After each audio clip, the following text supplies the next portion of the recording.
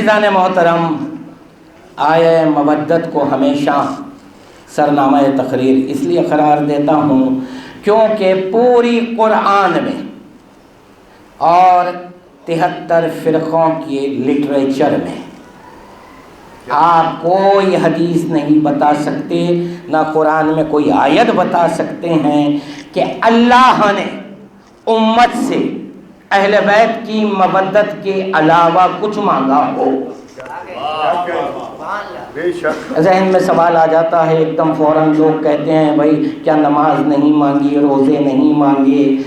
تو دیکھیں بات یہ ہے کہ سمجھا کریں بات کو، فروع دین ہے زندگی گزارنے کے لیے، کہ دنیا میں اللہ ہی بتائے گا نا، وہ ہمارا خالق ہے، وہ بتائے گا کہ بہتر طریقہ زمین پہ گزارنے کا کیا ہے، تو اس نے سب سے بہترین سسٹم دے دیا۔ لیکن جو کہا لے کر آؤ، تو ذمہ داری لے رہا ہوں نا میں، کوئی مجھے آیت بتا دینا کہ اس کے علاوہ اللہ نے کوئی سوال کیا ہو۔ قل لا اسألکم، اب بتائیں گے کیا؟ آیت میں اللہ اعلان کر رہا ہے قل لا اسألکم علیہ اجرا، اللہ خود کہہ رہا ہے میں تم سے کوئی سوال ہی نہیں کرتا، الا المودۃ فی القربى، سوائے قربا کی مودت کے۔ تو اسی لیے یہ وہ چیز ہے جو اللہ نے مانگی ہے، امت سے مانگی ہے، ہر کلمہ گو سے مانگی ہے، بس یہ اور بات ہے کہ یہ اجر رسالت سوائے ہم عزاداروں کی امت میں کوئی ادا نہیں کرتا۔ ایک سلوات پڑھ دیں محمد والے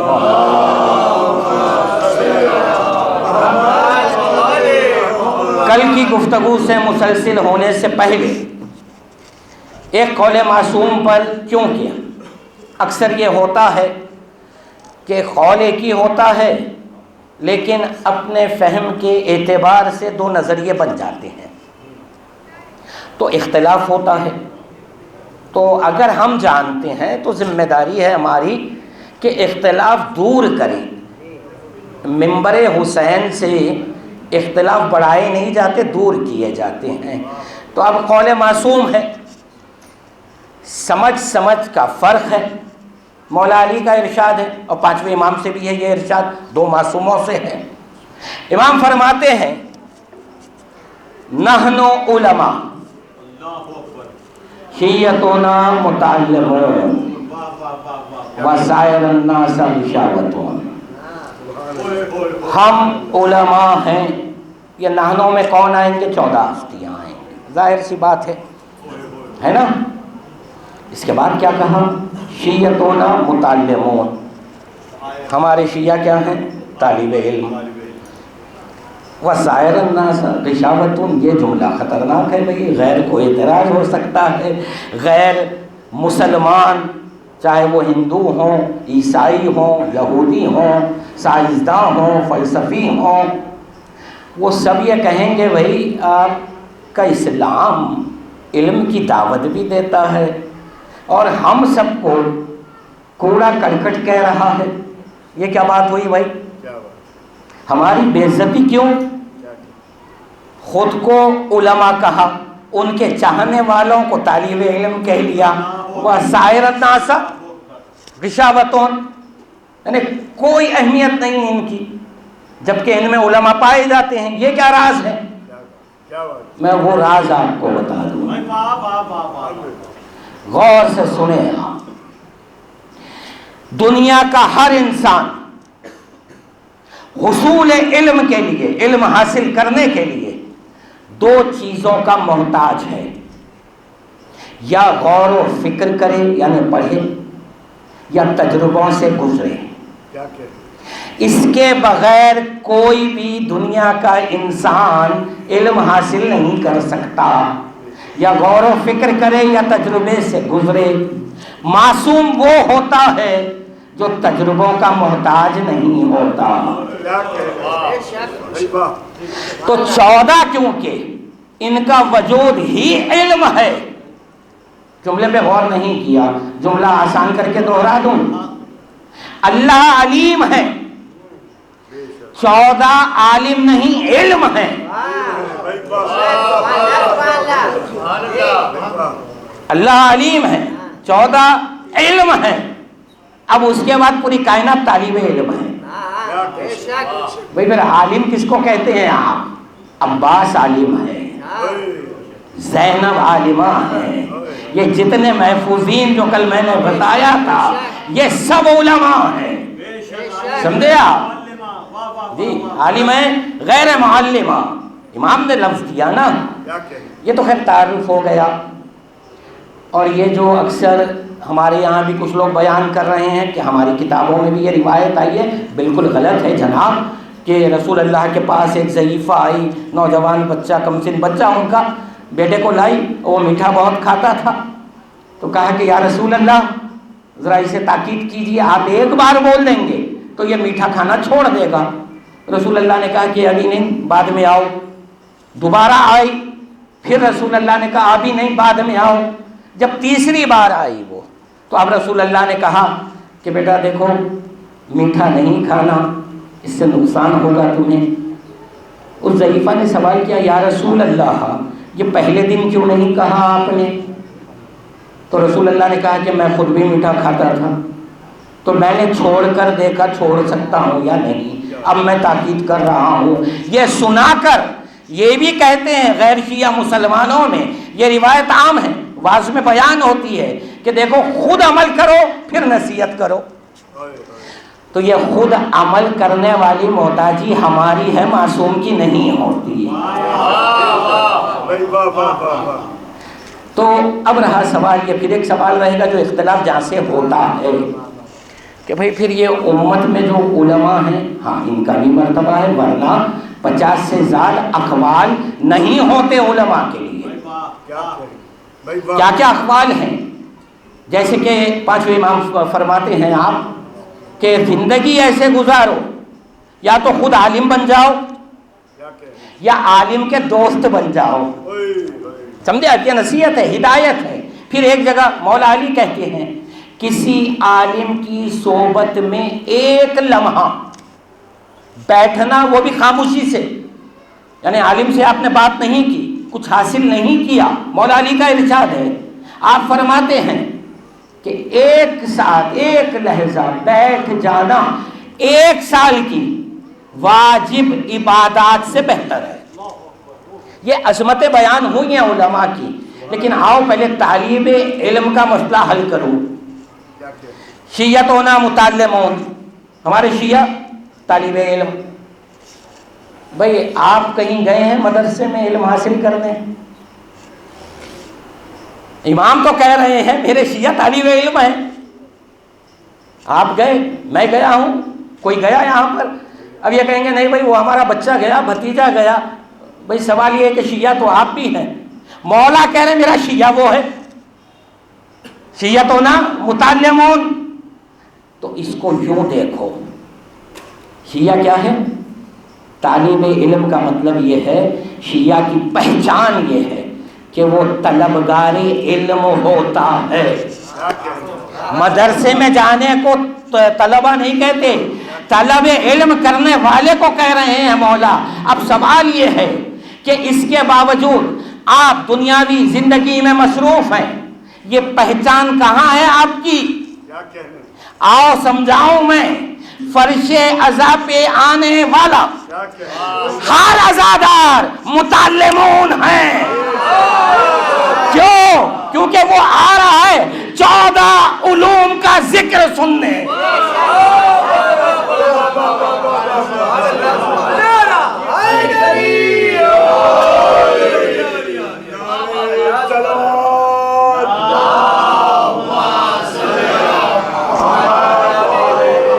ہر بندہ مومن، ہر عزادار مجلس سننے آتا ہے کا مطلب کیا ہے؟ کیا سننے آیا ہے؟ کس کا ذکر سننے آیا ہے؟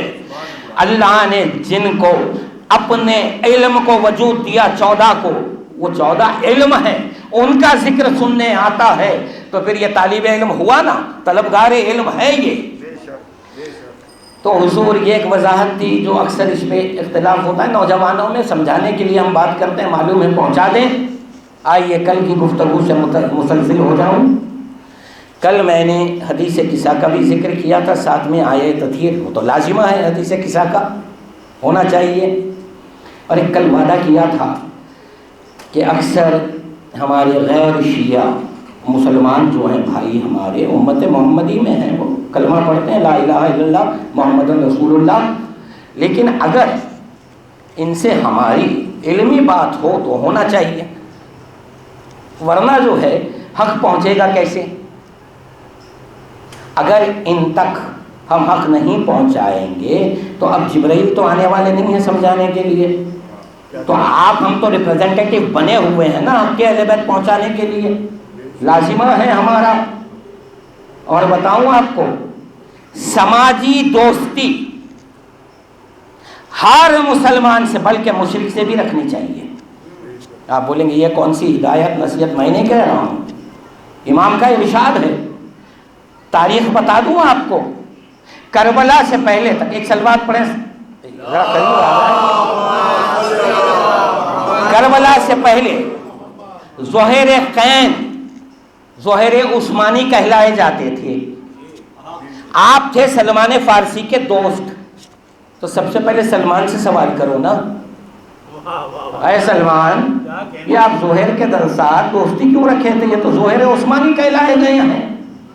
ایک وقت آیا کہ سلمان نے کہہ دیا زندگی میں ایک وقت آئے گا رسول کے نواسے کا بیٹا تمہیں بلانے آئے گا، وہ حق کی آخری دعوت ہوگی، چلے جانا۔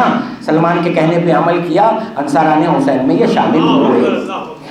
آپ سمجھے یہ بات کیا ہے، یہ پیغام کیا ہے آپ کو کہ سماج میں ہر فرقے کے بندے سے سماجی تعلق رکھنا ہے، ضروری اس لیے ہے، ہمارے لیے نہیں۔ آپ تو ناجی ہو چکے ہیں، نہیں جملہ نہیں پہنچا۔ مومن کے معنی کیا ہے بھائی سلطان بھائی؟ مومن کے معنی جس کو امان مل گئی، پانچویں امام سے پوچھا گیا کہ مومن کے معنی کیا ہے، کہا جسے اللہ کی عذاب سے امان مل گئی۔ چھٹے امام سے پوچھا گیا آپ کے چاہنے والے کا مرتبہ کیا ہے، کہا کہ جس دن اس کے دل میں ہماری محبت آ گئی اسی دن وہ جنتی یہیں پر ہو گیا۔ محشر کا انتظار نہیں ہے اسے۔ دوسری جگہ چھٹے امام کی بزم میں ایک شخص بیٹھا ہے، لوگ بیٹھے ہیں، سوال کیا امام نے یہ بتاؤ عاقبت کے لیے کیا دعا مانگتے ہو؟ کہا کہ مولا ہم یہی دعا مانگتے ہیں کہ اللہ ہماری مغفرت کرے اور ہمیں جنت میں داخلہ دے۔ بولے دعا بدل دو، یہ مانگو کہ اللہ ہمیں جنت سے نہ نکالے۔ بولے مولا ابھی جنت کا فیصلہ نہیں ہوا۔ بولے نادان، ہماری امامت کے عقیدے میں رہنا جنت میں رہنا ہے۔ میں یہ کیوں سنا رہا ہوں؟ سنانے کا مقصد یہ ہے کہ جب اہل بیت نے جنت کا اطمینان تمہیں دلا دیا، امان مل گئی، بخشے گئے، جنتی ہو گئے، یہ زندگی کیوں ہے پھر آگے؟ اور عبث کام اللہ نہیں کرتا۔ جب آپ کی جنت طے ہو گئی تو یہ مزید زندگی کا کام کیا ہے؟ وہ یہ ہے کہ حق کے اہل بیت آپ کو پہنچانا ہے دوسروں تک، یہ سب سے بڑی ذمہ داری آپ پر ہے۔ اب یہ حیات کا مقصد یہ ہے، اسی لیے سماج میں جب تک تعلقات آپ نہیں رکھیں گے تو حق پہنچائیں گے کیسے؟ ہاں یہ ہے کہ پہنچانے کا طریقہ اچھا ہونا چاہیے، خوبصورت انداز میں پہنچائیں۔ اب دیکھیں صاحب، لیکن کچھ لوگ ایسے بھی تو ہوتے ہیں، مجبوری ہے ہماری، ہم اخلاق سے بات کریں، محبت سے بات کریں، ہے نا، شائستگی سے بات کریں، شاعرانہ انداز میں بات کریں، اس کے باوجود اگر انہیں کھل جاتا ہے تو اب ہم کیا کر سکتے ہیں؟ سب چھوڑو، اللہ کا کلام قرآن ہے، قرآن کی آیتیں پڑھ دو، اور اگر اس میں حق ظاہر ہو گیا تو تکلیف ہو جاتی ہے۔ اسی لیے ایک شاعر نے خوب کہا، دشمنی آل محمد سے یہاں تک پہنچی، دشمنی آل محمد سے یہاں تک پہنچی، میں نے قرآن سنایا تو برا مان گئے۔ تو مسئلہ یہ ہے کہ اتنا حق تو ہمیں ہے کہ امت کے درمیان بیٹھ کر ہم تبرہ نہیں کریں گے. قرآن کی آیت تو پڑھ سکتے ہیں. اب آیت پڑھنے پر اگر اعتراض ہو تو اس کا کیا کریں صاحب؟ اب قرآن کا انکار تو صرف غیر مسلم ہی کر سکتا ہے، چاہے میرا اہل حدیث بھائی ہو، وہابی ہو، اہل سنت ہو. یہ سب کو چاہیے کہ اگر ہم قرآن کی آیت سنائیں تو اس پہ کم از کم ہم پر اعتراض نہ کریں. یہ آیت سنا رہا ہوں، آپ نے یہ آیت سنی اور بہت سے لوگ جانتے ہیں اس کا آغاز کیا ہے، لیکن وہ آغاز سے میں ایک جواب قائم کرنے جا رہا ہوں. آیت تطہیر سب کو معلوم ہے، سورہ احزاب 33واں سورہ قرآن حکیم کا، آیت نشان 33. سب جانتے ہیں اس آیت کو. آیت کیا ہے؟ انما یرید اللہ لیذھب عنکم الرجس اہل البیت ویطہرکم تطہیرا.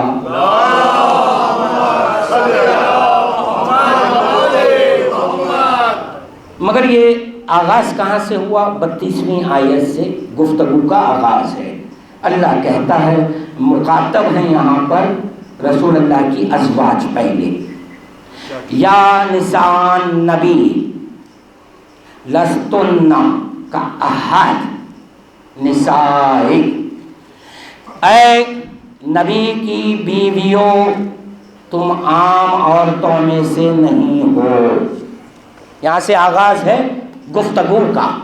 اب 33ویں آیت کا آغاز یہ ہے، وَقَرْنَا بُيُوتِكُنَّ، تم لوگ اے رسول کی بیویوں بُيُوتِكُنَّ اپنے گھر میں رہا کرو. ٹھیک ہے، اپنے گھر میں رہا کرو. صاحب یہاں سے کچھ ہدایتیں ہیں کہ صلاۃ ادا کرو، زکوٰۃ ادا کرو، اللہ اور رسول کی اطاعت کرو. اس کے بعد اللہ کہتا ہے انما یرید اللہ لیذھب، یہاں سے آیت تطہیر ہے. میں نے یہ کہا تھا، جواب یہ دینا ہے مجھے کہ سب نے یہ کہا کہ دیکھو یہ جو تطہیر کا شرف ہے اس میں کسی طریقے سے آیتوں کے سیاق اور سباق کے اعتبار سے رسول کی بیویاں بھی شامل ہوتی ہیں. میں نے کہا اچھا ذرا دیکھ لیں، ہم قرآن کو دیکھ لیں. تو ہم نے دیکھا ہاں خطاب تو بیویوں سے پہلے عاصم بھائی آغاز وہیں سے کر رہا ہے، مگر کمال ہے اللہ کے کلام کا. آگے آ کر کہتا ہے وَقَرْنَا بُيُوتِكُنَّ. بہت توجہ اس پر، ایک لفظ سے میں نے استفادہ کر کے جواب قائم کیا ہے. بیوت ہے جمع، بیت ہے واحد. ایک گھر ہو تو بیت کہیں گے، ایک سے زیادہ گھر ہو تو بیوت کہیں گے. اے مسلمانوں آیت سامنے ہے، جب تنبیہ کی تو کہا بیوتکن، جب تنبیہ کی نصیحت کی ڈانٹا تو جب بیت نہیں کہا بیوت کہا. مطلب یہ ہے رسول اللہ کی اگر اس وقت 8 بیویاں ہیں تو 8 الگ الگ گھر ہیں، تو جما کر کہتا ہے اللہ وَقَرْنَا بُيُوتَكُنَّ، اپنے اپنے گھروں میں بیٹھے رہو. بیوتکن، اپنے اپنے گھر میں بیٹھے رہو. اب کہا انما یرید اللہ لیذھب عنکم الرجس، اب بیوت نہیں کہا البیت. یہ ایک گھر ایسا ہے جس کے لیے اللہ کہتا ہے میں نے ارادہ کر لیا کہ نجاست کو دور رکھوں گا. پتہ یہ چلا بیوت سے وعدہ نہیں کیا، بیت سے وعدہ کیا. ایک سلوات پڑھے محمد والے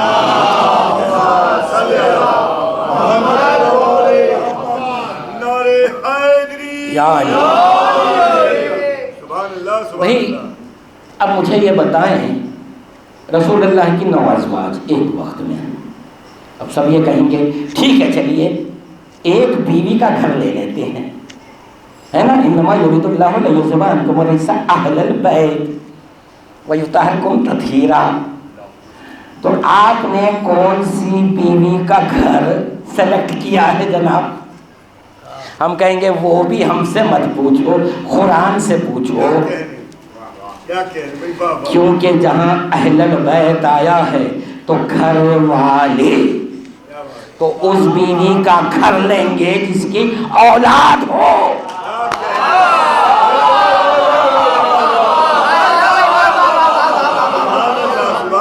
اب تم جاؤ تاریخ سے کسی بیوی کی اولاد بتا دو۔ اہل البیت میں بی بی خدیجہ کا گھر آئے گا، فاطمہ آئے گی۔ صلوات بھیجے محمد والے محمد۔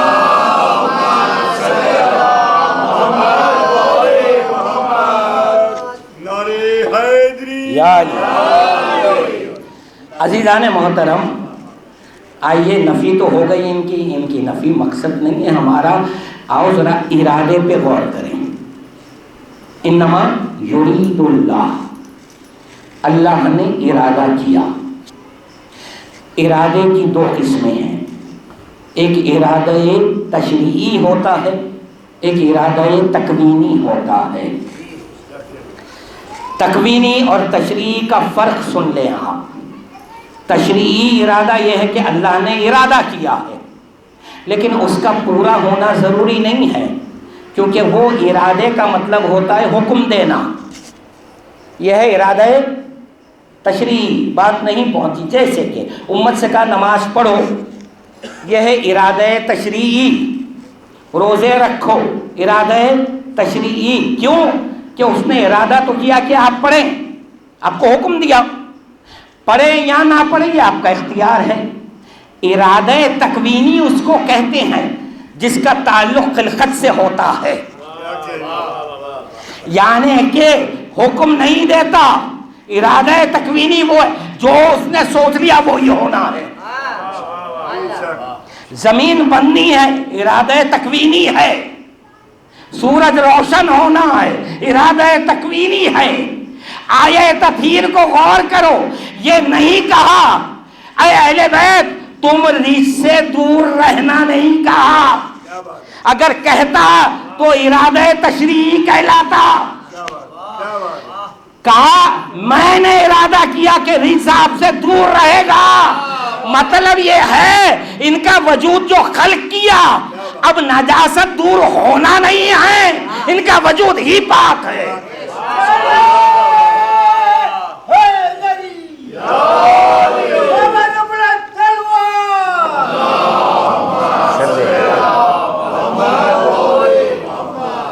عزیزان محترم، یطہرکم تطہیرا، جب یہ کہہ دیا انما یرید اللہ لیذھب عنکم الرجس، اللہ کا ارادہ ہو چکا اے اہل بیت تم سے رجس کو دور رکھے گا، تو یہاں طہارت ثابت ہو گئی تھی۔ یطہرکم تطہیرا کہنے کی کیا ضرورت تھی؟ یہ راز کو ذرا سمجھیں آپ۔ اس سے پہلے بھی میں نے بیان کیا تھا لیکن یہ نقطہ نہیں بیان کیا، آج جو کرنے جا رہا ہوں وہ غور سے سنیں آپ۔ اگر میں یہ کہوں یہاں اندھیرا نہیں ہے تو یہ کہنے کی ضرورت نہیں ہے کہ یہاں روشنی ہے۔ بھئی اگر میں کہوں اندھیرا نہیں ہے تو آپ سمجھ جائیں گے نا اندھیرے کا اپوزٹ رہے گا، یہاں اس کی ضد رہے گی۔ اگر میں یہ کہوں اندھیرا نہیں ہے روشنی ہے تو یہ اضافی کلام ہوگا، کلام کی کمزوری مانا جائے گا۔ جب اللہ یہ کہہ چکا انما یرید اللہ لیذھب عنکم الرجس اہل البیت، اے اہل بیت میں نے ارادہ کر لیا کہ تم سے ہر قسم کے رجس کو نجاست کو دور رکھوں گا، تو یہ دوری پاکیزگی کا ثبوت ہو گئی نا۔ اب یہ اضافی جملہ اللہ کیوں کہہ رہا ہے وَيُطَهِّرْكُمْ تَطْهِيرًا، تو یہ اضافی نہیں ہے، وہ میں بتانے جا رہا ہوں۔ آپ کو حکم دیا کہ آپ غسل کرو، پاک رہو، کوششیں کرتے ہیں، ہے نا، نجس ہوئے پاک ہو گئے، غسل کیا ہے۔ اہل بیت کیا ہیں کہ بھئی آلریڈی ان کا وجود ہی پاک ہے، انہیں ہونے کی ضرورت نہیں ہے، ٹھیک ہے۔ اچھا بھئی جو پاک ہونے کی ضرورت نہیں ہے دوسروں کو پاک کر دے اسے کیا کہتے ہیں؟ زبان میں مطہر. بہت خوب عظیم بھائی، مدد کی آپ نے. اب جملہ پہنچانا ہے. پانی کو اسلام نے کہا مطہر ہے کیونکہ پانی نجس کو پاک کرتا ہے. سورج کی روشنی مطہر ہے، نجاست کو پاک کر دیتی ہے. پتہ یہ چلا کہ کچھ خلقت ایسی ہے جسے پاک ہونا ہے، طاہر ہونا ہے. کچھ مخلوقات ایسی ہے جیسے پانی اور سورج کی روشنی کہ جو پاک کرتی ہے، مطہر کہلاتی ہے. تو پانی مطہر پاک کرتا ہے، سورج کی روشنی مطہر طاہر کرتی ہے. سنیں گے یطہرکم تطہیرا کیا ہے؟ اب میں اہل بیت کو مطہر نہیں کہوں گا، اتنے چھوٹے نہیں ہیں پانی اور سورج کے برابر ہو جائیں. نہیں، اہل بیت وہ ہیں جو مطہر کو طاہر کر دے، انہیں صاحبان تطہیر کہتے ہیں.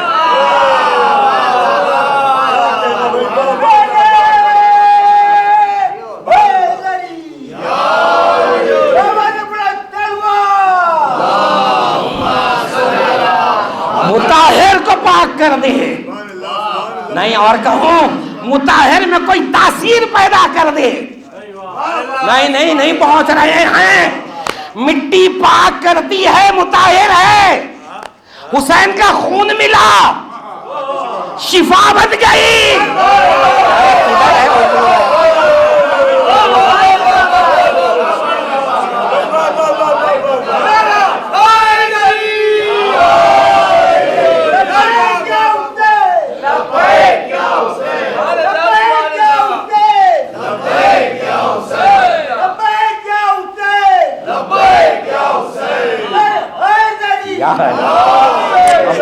ہمت افزائی ہے. مٹی مطہر ہے، پاک کرتی ہے. سورج مطہر ہے، پاک کرتا ہے. پانی مطہر ہے، پاک کرتا ہے. صاحبان تطہیر وہ ہے جو مطہر کو صرف طاہر نہیں کرتے، کوئی عطا کر دیتے ہیں.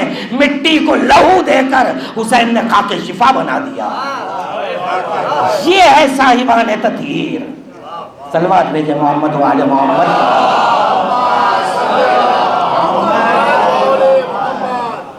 کل نوجوان نے بڑا اچھا سوال کیا. مجھے اچھا لگتا ہے کہ اگر سمجھنے کے لیے کوئی سوال کرے خوشی ہوتی ہے کہ چلو بھائی ہماری تقریر کوئی سن رہا ہے.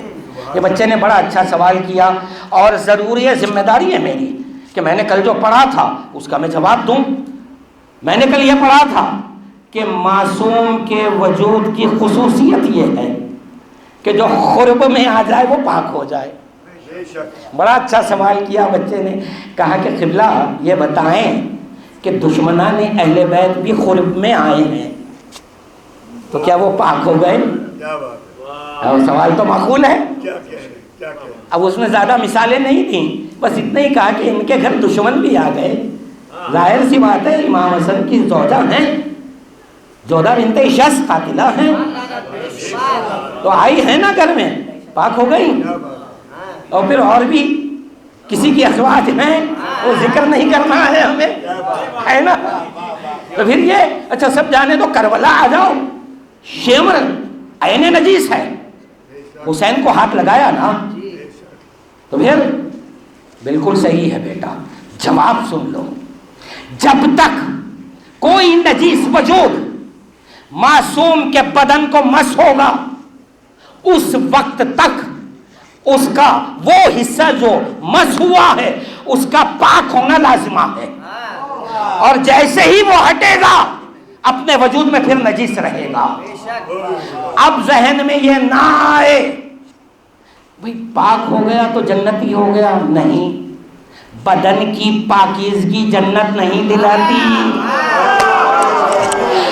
قلب کی پاکیزگی جنت دلاتی ہے. بدن پاکیزہ ہو تو ضروری نہیں جنت میں جائیں، فکر پاکیزہ ہونی چاہیے. پوچھا گیا رسول اللہ سے یا رسول اللہ، اللہ کہتا ہے قرآن میں قلب سلیم بنا دو دلوں کو، یہ کیسے ہوتا ہے؟ کہا کہ قلب سلیم کا مطلب یہ ہے کہ دل میں اللہ کے سوا کسی کا خیال نہ آئے۔ کہا یا رسول اللہ یہ ممکن نہیں ہے، اللہ آتا نہیں سوچ میں، آپ ہی نے کہا ہے اللہ نہ دکھتا ہے نہ تصور میں آتا ہے، میں اپنے دل کو قلب سلیم کیسے بناؤں؟ کہا کہ ایک کام کر، میرے بھائی علی کو اپنے دل میں بسا لے، قلب سلیم ہو جائے۔ یہ حقیقت ہے سر۔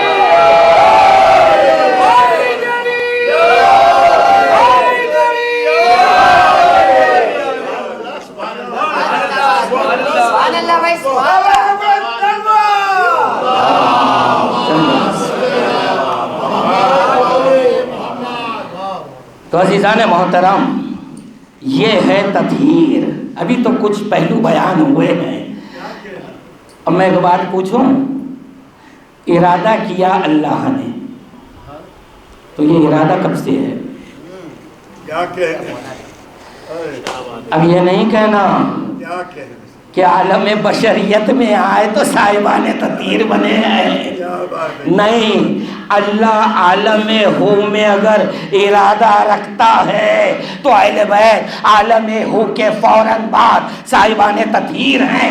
اب ماننا پڑے گا یہ صاحبان تطہیر کو اللہ نے پہلے ظاہر کیا، اس کے بعد مطہر بنایا سورج، اس کے بعد مطہر بنایا پانی، اس کے بعد مٹی بنائی مطہر۔ پتہ یہ چلا اللہ کا نظام یہ ہے کہ پہلے طاہر کرنے والا آ جائے پھر شے آئے۔ انما یرید اللہ، یہ ایک یرید میں اتنے راز پنا ہے حضور۔ بے شک ارادت اللہ، ہاں اس پر بھی ایک وضاحت آج کر دوں ابھی بھائی۔ چھٹے امام کا ارشاد ہے، آپ نے یاد دلایا کیونکہ یرید پہ بات چل رہی ہے، اللہم صلی علی محمد وآل محمد، اس میں بھی ذرا مسئلہ ہو جاتا ہے جناب۔ امام نے کہا نحن ارادت اللہ، ہم اللہ کا، چلیے آپ سب راضی اس قول سے، میں بھی راضی، انکار نہیں، سوال ہے جواب دینا یہاں۔ اللہ کا ارادہ اہل بیت ہیں، تو اب جو بھی یہ کرتے ہیں اللہ کے ارادے سے کرتے ہیں، فرق کیوں آتا ہے ارادوں میں؟ سلوات بھیجیں، سوال بھاری ہے، سوال ہے سلطان بھائی۔ نحنو ارادت اللہ کہا امام نے، ہم اللہ کا ارادہ ہیں، تو اب جو اللہ ارادہ کرے گا یہ وہ کریں گے نا۔ ایسا اگر سمجھ لیا اس قول کو تو خدا کی قسم اہل بیت کی عظمت کو مجروح کر دیا آپ نے۔ کیوں؟ بھائی اللہ کا ارادہ ہے ہندوستان میں پانی برسے، ایک فرشتہ ہے کام پہ لگ گیا، تو جو اللہ چاہتا ہے فرشتے وہ کرتے ہیں، تو کیا اہل بیت فرشتوں کے برابر ہیں کہ جو اللہ چاہ رہا ہے وہ کر رہے ہیں، جو اللہ چاہ رہا ہے وہ کر رہے ہیں، جو اللہ چاہ رہا ہے وہ کر رہے ہیں؟ تو ملائکہ تو ان کے گھر کے ملازم نوکر ہیں فرشتے، تو یہ نوکر آقاؤں کے برابر کیسے ہو گئے ارادے میں؟ نہیں، یہاں جو نحنو ارادت اللہ آیا ہے وہ صرف اتنا ہے، اللہ کا ارادہ یہ ہے کہ 14 بنے، یہ ہے ارادت اللہ۔ نہیں ابھی نہیں پہنچی بات۔ اللہ کا ارادہ یہ ہے، تم اور میں ارادہ معبود نہیں ہے۔ اللہ کا ارادہ خلق کرنے کا صرف 14 کا تھا، 14 نے 80,000 سال نورانی دور ایسی عبادت کی اس کی کہ اس نے کہا تم نے حق ادا کر دیا میری عبادت کا، اب یہ کائنات تمہارے لیے بنا رہا ہوں۔ تو نحنو ارادت اللہ میں مطلب یہ ہے اللہ کے ذاتی ارادے کا اگر کوئی اظہار ہے تو صرف 14 ہیں۔ ہم آپ اللہ کے ارادے کا اظہار نہیں آئے، اہل بیت کی محبت میں اللہ نے بنا دیا آپ کو۔ آؤ اب بتاتا ہوں اہل بیت کے ارادے کی اہمیت کیا ہے۔ بھئی ایک ارادہ اللہ کا، ایک اہل بیت کا، دونوں میں فرق آئے گا تو عظمت معلوم ہوگی اہل بیت کی۔ دو ارادوں میں فرق آئے تو عظمت معلوم ہوگی. اللہ کا ارادہ یہ تھا راہب کو بیٹے نہیں دینا ہے. حسین نے ارادہ کیا میں دیتا ہوں. اللہ بتا رہا ہے اپنے ارادے کو بدل لوں گا. حسین کہہ رہا ہے پتہ یہ چلا اہل بیت کا ارادہ وہ ہوتا ہے جو اللہ کے ارادوں کو بدل دیتا ہے. کتنی فہرست سناؤں آپ کو کہ اللہ نے کوئی ارادہ کیا اہل بیت نے بدل دیا. فطرس کا واقعہ موجود, تبدیل قبلہ موجود. اللہ کا ارادہ تو یہی تھا نا.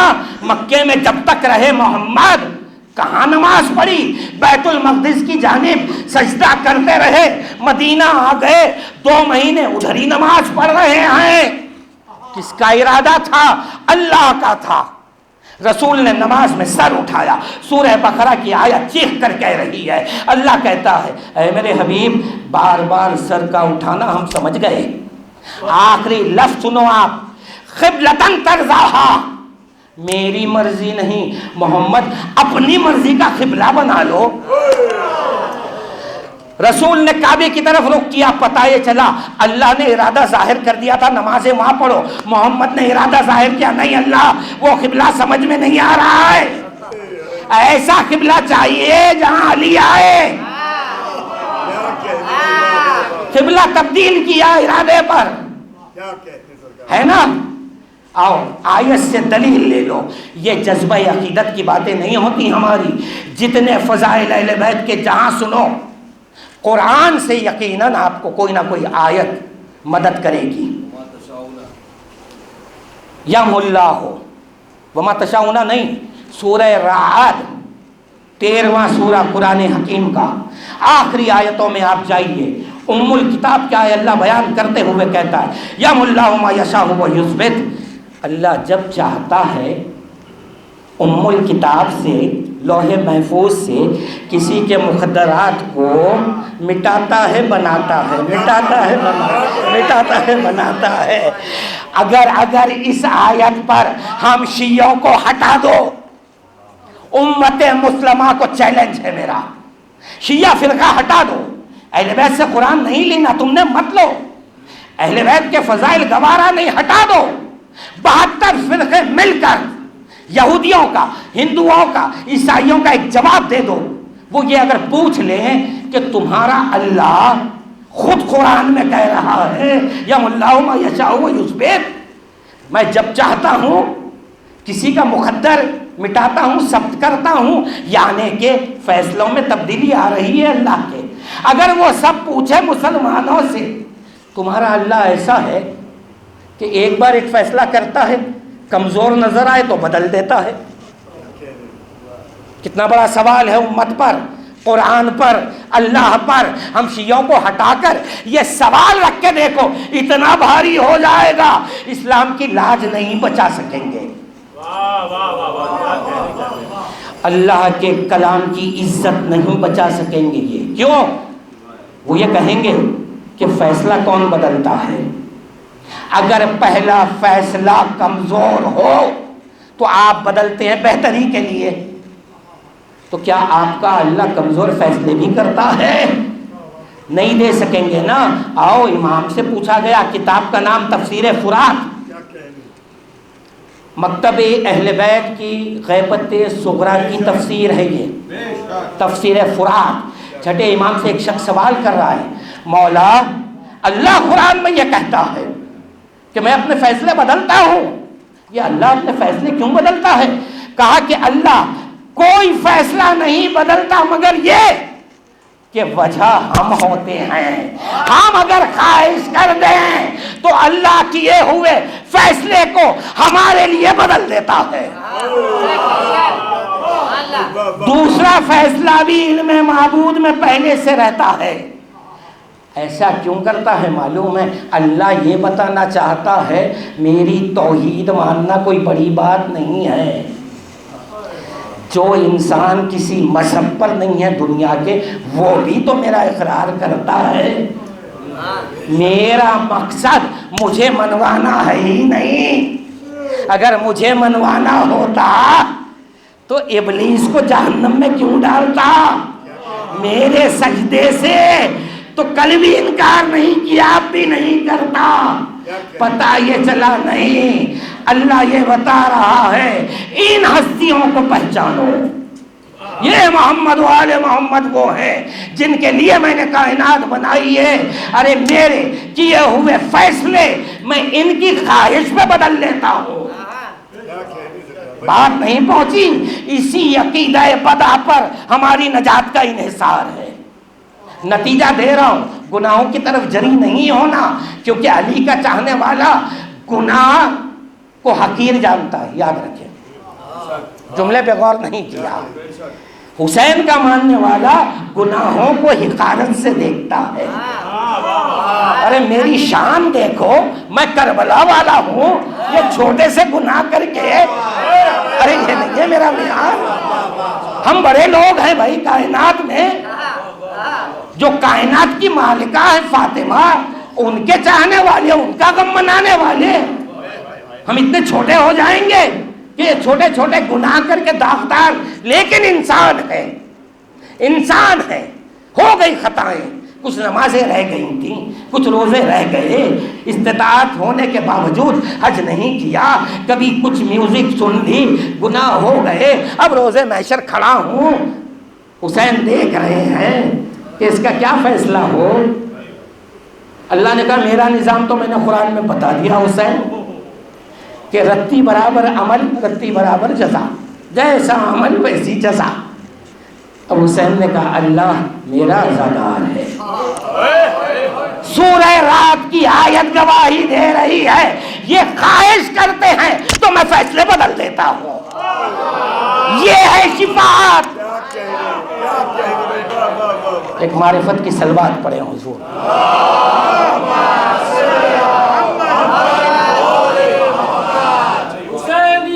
زندہ باد.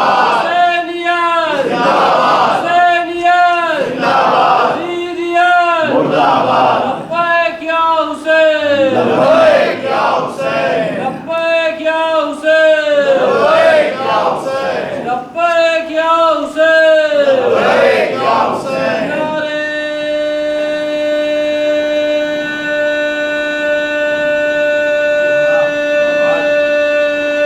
ماشاء اللہ، جزاک اللہ، جزاک اللہ. وما تشاؤون بھی سن لیں. ہاں خود مولا کا ارشاد اس آیت کی تفسیر میں امام کہتے ہیں کہ ہم کچھ نہیں چاہتے مگر یہ کہ جو وہ چاہتا ہے. اس کے بعد کا جملہ کیا ہے؟ ہم کچھ نہیں چاہتے مگر یہ کہ جو وہ چاہتا ہے، اور وہ کچھ نہیں چاہتا مگر یہ کہ جو ہم چاہتے ہیں. آپ نے غور کیا اسی قول میں دو چاہتوں کا ذکر آ گیا. ہم کچھ نہیں چاہتے مگر یہ کہ جو وہ چاہتا ہے، یہ ایک نہیں ہوا. مطلب اگر ہم کبھی کچھ چاہ لیں تو وہ وہی چاہتا ہے، اور اگر کبھی وہ کچھ چاہے تو پھر ہم وہی کر دیتے ہیں. مگر کیا کہوں مولا، اے چھٹے امام آپ نے کہہ دیا مجھے معاف کرنا، میری کم علمی ہے، میں تحقیق نہیں کر سکا. مجمع بیٹھا ہے، آج نہیں 3 دن اور ہوں، مجھے ڈھونڈ کر. عظیم بھائی میں نے جتنا پڑھا میں نے یہ دیکھا 2 ارادوں کا ذکر ہے، 2 چاہتوں کا ذکر ہے کہ وہ جو چاہتا ہے ہم کر دیتے ہیں، ہم جو چاہتے ہیں وہ کر دیتا ہے. پھر اللہ اپنے ارادوں کو بدل بھی دیتا ہے ان کی خواہش میں. لیکن پوری تاریخ اسلام میں جتنا میں نے پڑھا میں نے یہ دیکھا چاہتیں 2 ہیں کہ کبھی کچھ یہ چاہیں تو وہ بھی وہی چاہ لیتا ہے، اور کبھی وہ کچھ چاہے تو یہ اسی کو پورا کر دیتے ہیں. مگر معلوم نہیں کیا بات ہے اس میں. جو تاریخ دیکھی، جو واقعہ دیکھا، اس کی چاہت تو کہیں نہیں دکھی. جب ملا یہ چاہتے وہ ارادہ بدلتا ہے، یہ چاہتے وہ ارادہ بدلتا ہے، یہ چاہتے وہ ارادہ بدلتا ہے. مجھے وہ مقام نہیں ملا کہ اس نے کچھ چاہا علی نے ویسے ہی کر دیا، نہیں، علی چاہ رہے ارادہ بدلتا ہے۔ فاطمہ کہتی ہے کپڑے درزی کے پاس ہیں، اللہ کہتا ہے رضوان آج سے عہدہ بدل لے، درزی بن کے چلا جا۔ فاطمہ چاہ رہی ہے جو یہ چاہتے وہ کر دیتا ہے۔ یہ راز سمجھ میں نہیں آیا، ابھی 3 دن ہو، ڈھونڈ کر وہ مقام بتانا، 2 چاہتے تو ہیں، لیکن جب دیکھا ان کی چاہت نظر آتی، اس کی چاہت پہ کچھ بدلا گیا، بتا دینا۔ صلوات پڑھے محمد والے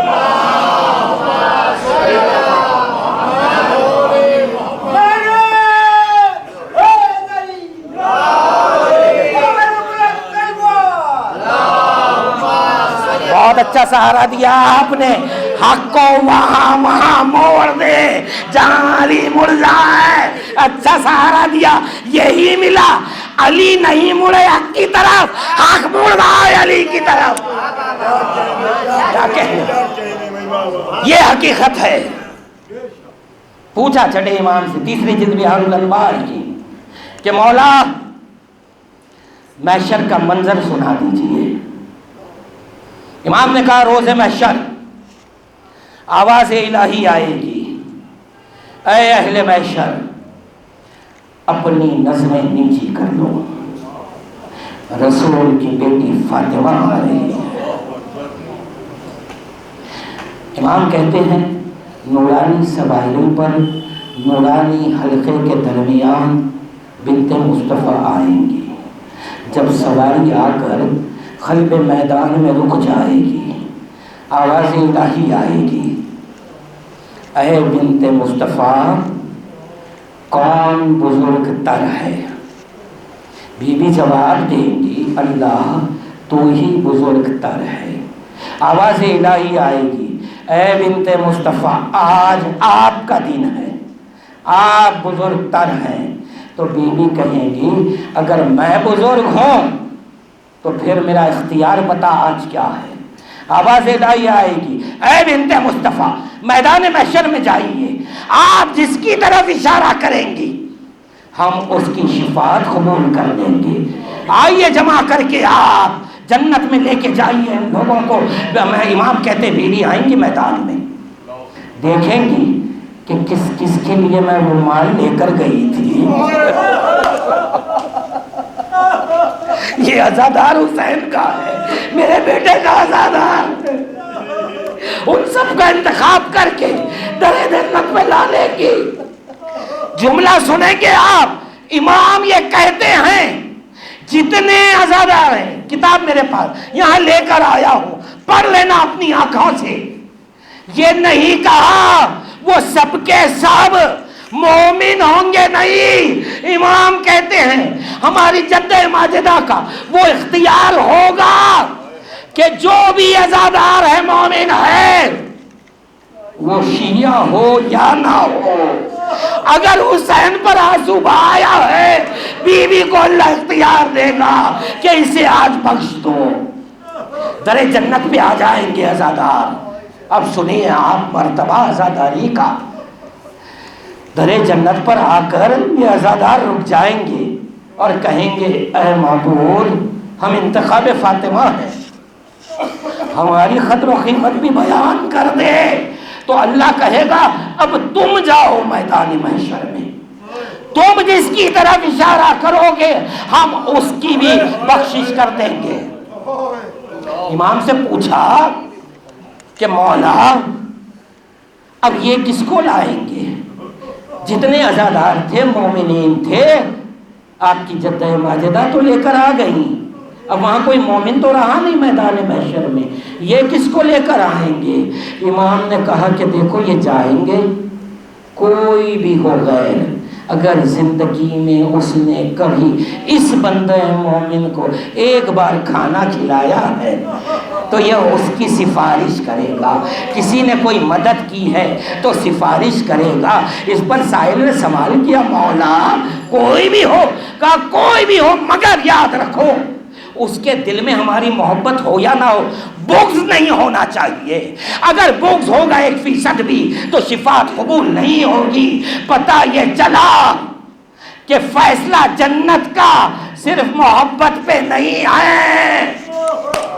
1% بھی اگر کسی کے دل میں بغض ہو تو اس کی شفاعت قبول نہیں ہوگی. یہی تو وجہ ہے کہ ہم قاتلان زہرا کو کبھی معاف نہیں کرتے. ارے کیسے معاف کریں؟ 11ویں امام کے پاس آئے عاصم عامی، نبی جلد بہار کی، آپ کی آنکھیں نہیں تھیں، بینائی چلے گئی، اندھے تھے. آپ آئے، چوکھٹ پر رک گئے، آواز دی امام نے عاصم آ جاؤ. دل میں خیال آیا کہ میں نابینا ہوں، کاش میری آنکھیں ہوتی، میں امام کی زیارت کر لیتا. امام نے قریب بلایا، جیسے ہی قریب آئے چہرے پر اپنا ہاتھ مس کیا، روشنی آ گئی. عاصم نے کہا کہ مولا آپ کو کیسے معلوم ہوا کہ میرے دل میں یہ خواہش تھی؟ اس کے بعد اس نے زیارت کی تو امام نے ایک سوال کیا، کہا عاصم کیا تو ہمارے دشمنوں پہ لعنت بھیجتا ہے؟ عاصم نے کہا کہ ہاں مولا، نماز پڑھنے کے بعد مصلی پہ بیٹھ جاتا ہوں. جو ظلم ان ظالموں نے آپ پر، آپ کے جد پر، آپ کی جد ماجدہ پر کیا ہے، ان سب کے نام لے کر اللہ کی بارگاہ میں تورع کرتا رہتا ہوں. اس کے بعد امام کا جملہ سنے، کتنا مظلوم جملہ ہے. امام نے کہا عاصم ان ناموں میں ایک نام اور ملا لے. پوچھا کس کا نام؟ کہا قنفذ کا نام. عاصم نے پوچھا مولا قنفذ نے کیا کیا تھا؟ کہا کہ جب ہمارے جب علی مرتضیٰ کے گلے میں رسن ڈال کر کھینچا گیا، ہماری جدہ دروازے پر آ گئی، یہ قنفذ نے تلوار کے قبضے سے پشت پر وار کیا. بس ایک جملہ کہہ کر میں منبر چھوڑتا ہوں. عزاداروں، مسلمانوں نے اس گھرانے کے ساتھ کیا سلوک کیا؟ ماں کے لیے ایسا تعزیانہ کہ تلوار کے قبضے سے پشت پر وار کیا گیا. اب ایک بیٹی ہے زینب، کربلا سے قافلہ چلا، سنیں کہ آپ زینب پر کیا ظلم ہے. شبر ملعون نے حارث کو بلایا اور کہا کہ دیکھ تو نے کسی کا قتل کیا آل نبی میں؟ کہا میں نے نہیں کیا. کوئی حملہ کیا؟ کہا میں نے نہیں کیا. تیر چلائی؟ کہا نہیں. کہا اچھا ایک کام کر، کربلا سے کوفہ، کوفے سے شام، اس پورے سفر میں ایک ہی کام کرنا، علی کی بیٹی زینب اگر سونے جائے تازیانہ مار کے اٹھا کے اللہ